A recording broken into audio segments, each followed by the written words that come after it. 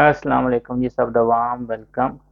ਮੈਂ ਇੱਕ ਪਿੱਛੇ ਜਿਹੇ ਇੱਕ ਵੀਡੀਓ ਬਣਾਈ ਸੀ ਸਪੇਨ ਦੇ ਵਿੱਚ 1440 ਯੂਰੋ ਯੁੱਧ ਦੀ ਜਿਹੜੀ ਪਿਛਲੇ ਸਾਲ ਬਲਕਿ ਇਸੇ ਸਾਲ ਹੀ 2023 ਦੇ ਵਿੱਚ ਬਣੀ ਸੀ। ਉਹਦੇ ਵਿੱਚ ਇੱਕ ਸਵਾਲ ਆਇਆ ਸੀ ਕਿ ਕਿਆ ਬੇਗਮ ਆਪਣੀ ਬੇਸ ਤੇ ਵੀ ਅਯੁੱਧਾ ਅਪਲਾਈ ਕਰ ਸਕਦੀ ਹੈ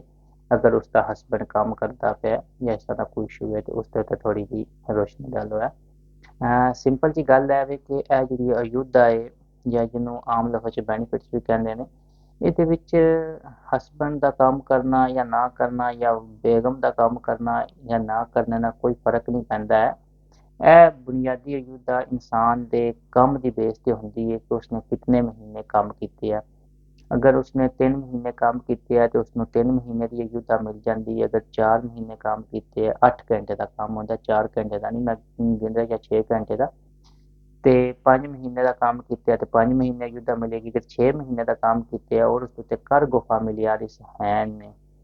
ਜਾਂ ਉਹ ਸ਼ਾਦੀशुदा ਹੈ ਜਾਂ ਉਸ ਤੇ ਜਾਂ ਉਸਦਾ ਕੋਈ ਬੱਚਾ ਹੈ ਵੇ ਠੀਕ ਹੈ ਤੇ ਉਹ ਫਿਰ ਉਸਨੂੰ 24 ਮਹੀਨੇ ਤੱਕ 18 ਤੋਂ 24 ਮਹੀਨੇ ਤੱਕ ਇਹ ਅਯੁੱਧਾ ਮਿਲ ਸਕਦੀ ਹੈ। ਇਸ ਦੇ ਵਿੱਚ ਸਿੰਪਲ ਕੀ ਹੋਣਾ ਕੁਝ ਵੀ ਨਹੀਂ ਤੁਸੀਂ ਜਿਹੜਾ ਕੰਮ ਕੀਤੇ ਆ ਉਸਦਾ ਜਿਹੜਾ ਤੁਹਾਨੂੰ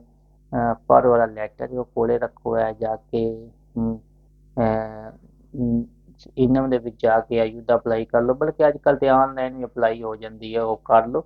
ਔਰ ਹਸਬੈਂਡ ਦਾ ਜ਼ਰੂਰੀ ਨਹੀਂ ਕੰਮ ਕਰਦਾ ਹੋਵੇ ਨਾ ਕਰਦਾ ਹੋਵੇ ਜਾਂ ਹਸਬੈਂਡ ਨੇ ਅਪਲਾਈ ਕਰਨੀ ਹੈ ਤੇ ਉਸਦੀ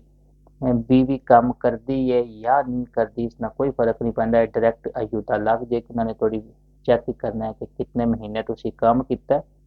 और इसके मुताबिक थोड़ी कितने महीने बनती है तो सिलेक्ट लेटर आ जाएगा। बहुत शुक्रिया।